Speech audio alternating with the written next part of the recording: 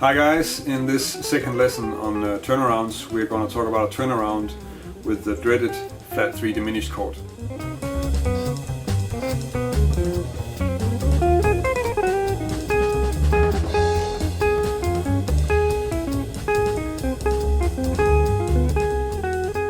This second lesson in the series on turnarounds, I'm going to work on the turnaround variation that has a diminished chord as a second chord.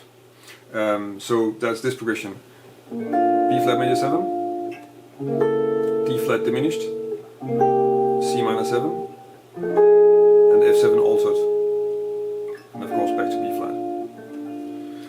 Scale wise, for the B flat and for the C minor I'm using the B flat major scale, so that's this one.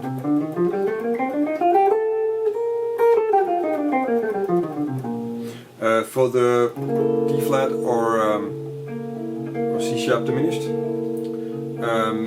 well, it doesn't, of course, it's not diatonic to the B flat major scale. So one way to sort of fit it in there is to take a B flat major scale and then change notes in it so that we can actually fit this chord in there. And if I do that, then that means that I'm going to be changing the C to a C sharp and the E flat to an E. And if I do that in the B flat major scale, I'm going to get this scale.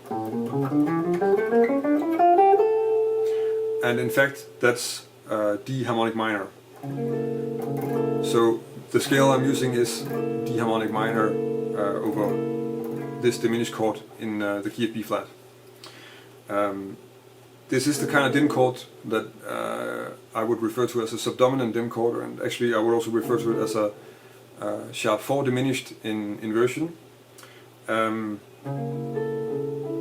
But for now, maybe it's not so important. Let's just look at what scale we can fit on it, and I'll give you some suggestions for arpeggios, and then try to make some music with that instead of worrying too much about where the chord is coming from.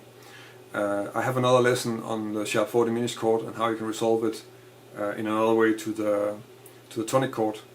And if you want a bit more information, you can also check that lesson out. I'll link to it in this video.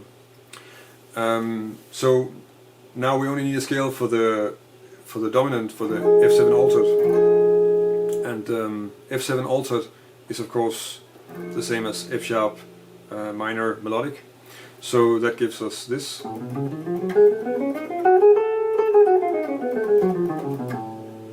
So now we have the 3 scales that we need, and we just need to find some arpeggios, and then we can make some lines over this progression. So the arpeggio for the B flat major 7, well, fairly simple. B flat major 7 is of course a good arpeggio, and the arpeggio from the third, as I talked about in the previous lesson and in other lessons, so that's a D minor 7, would work really well. For the D flat diminished, well, the D flat diminished arpeggio itself would work really well. Since we're sort of viewing it as a scale, as a chord coming out of the D harmonic minor scale, I've actually not written it down as a D flat but as a C sharp diminished. Also because that's a little bit easier when you're looking at the next chord. I would suggest you try and use on the next arpeggio. I would suggest you use on this chord, which is an A7. So that would be this one.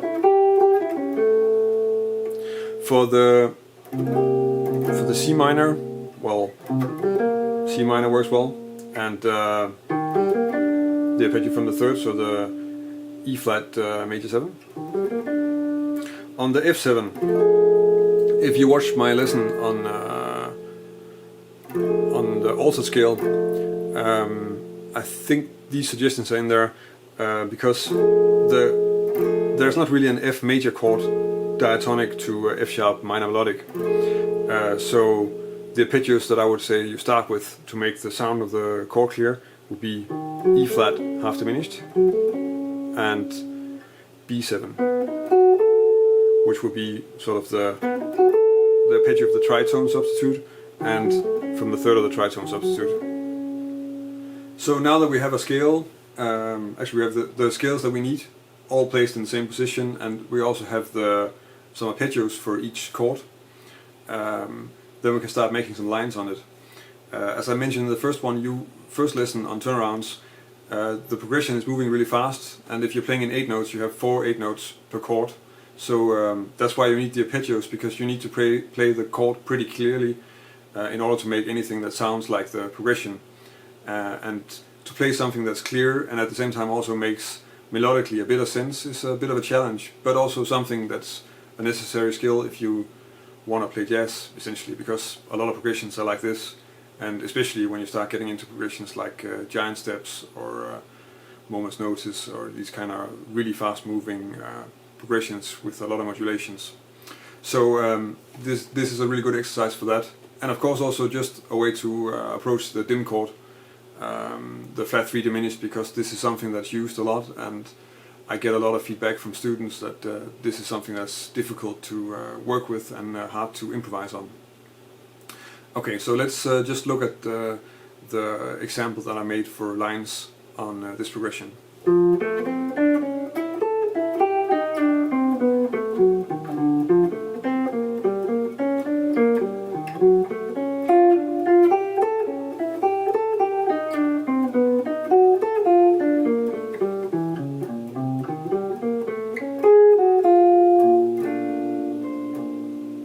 So just to go over what's happening in the example, since we're anyway mostly concerned with what to do with the diminished chord, maybe just the thing that you need to figure out whether it's probably a way to resolve it to the minor chord, so that it makes sense, that you can hear the melody move, because we're used to diminished chords that are working as dominants. So that they want to resolve, so in this case the D flat or C sharp diminished, that would resolve to a D minor or D major chord, and then we can use it, we can hear the notes as being dominant, leading up like that. But since it's a subdominant diminished chord in this case, kind of moves in a different way, so there are a few sort of well, not really tricks, but there are a few ways to do that, to deal with that, so that you use the notes in the arpeggio and the important notes to emphasize on that chord, and resolve them to logical notes on the C minor. And getting used to that is something that takes a bit of practice, a bit of work, because it's different from what you expect or what you're used to if you only hear dominants as dim chords as dominants. But okay, I'm pretty sure I'm gonna hit most of those in the examples. So the first part I'm playing on this B flat major 7, just a D minor 7 arpeggio, but then in an inversion, and that leads nicely into this melody on the D flat diminished, which is in fact just an A major triad in inversion, also in keeping with the fact that I mentioned using the A7 arpeggio on this chord. And here I'm then using I think primarily the A as a note that's going to lead, and I can kind of resolve that to a G on the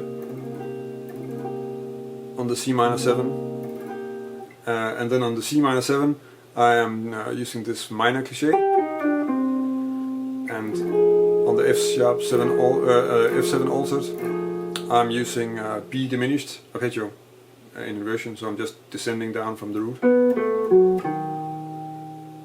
And the next turnaround is first up the D minor 7 arpeggio on the B flat. From there I'm taking this G diminished triad, which is a part of this chord, and just playing this pattern. And then another good note transition from one chord to the next is to use the C sharp as a leading note to the 9 on the C minor, so the D. So that's what I'm doing there. So I'm going to the D and then descending on the E flat major 7 arpeggio. Going on to the F7 altered, I'm playing an an F sharp minor major arpeggio.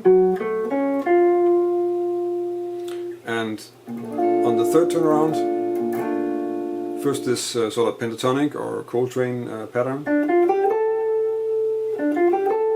and then when it continues to the D flat diminished, I'm sort of using this as a motif, and then I'm playing a variation on that fits the diminished chord, and you make that variation by just moving down the first two notes a half step.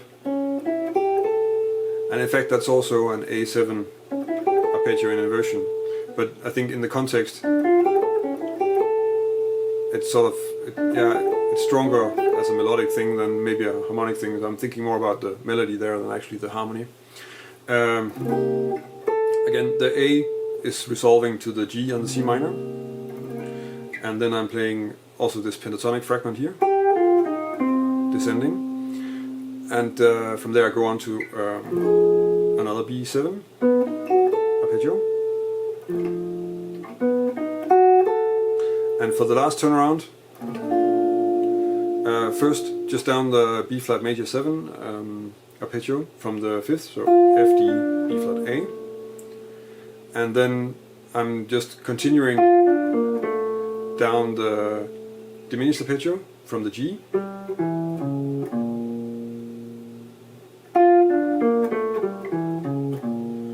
And since the last two notes I play in this arpeggio on the diminished chord are just around a C, I can just go to the C and go up that arpeggio.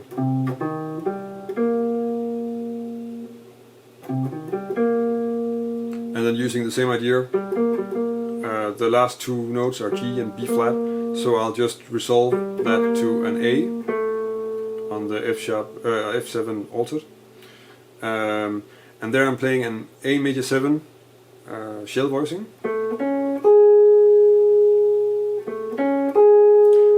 And then going through the flat 9 also, because that's of course the sharp 9, and then going through the flat 9 down to the 5th of the B flat major 7. So that was a few examples on how I write lines and how I play when I'm improvising on a turnaround like this with a flat 3 diminished chord in it. I think the important thing to sort of notice is to get used to resolving different notes from the diminished chord to the minor chord. And I think it boils down to that sometimes you're going to resolve to an extension instead of a real chord note. Or you need to use an extension on the dim chord and then resolve that to a chord note. So what I'm doing most of the time is that I'm resolving the root to the 9 on the C minor. You can resolve the 3rd of the dim chord to the 11, or you can resolve the flat 6 on the dim chord to the 5th. And those are probably the notes that I use the most. And yeah, you need to just sit down and make some lines that you can hear make sense to you, using the arpeggios essentially, to get that into your system, get that into your ears. It takes a bit of practice and takes a bit of listening to your own playing and listening to the lines that you make. But I hope these examples will help with that and that you can use that. If you like this lesson, then you can like it here on YouTube, and you can of course also subscribe to my YouTube channel. If you want a PDF of the examples that I went over here, then you can go to my website. There's a link in the description, and you can download them there. On my website you can also subscribe to my newsletter, then you'll get an email every time I make a new lesson, which is pretty much every week, I think.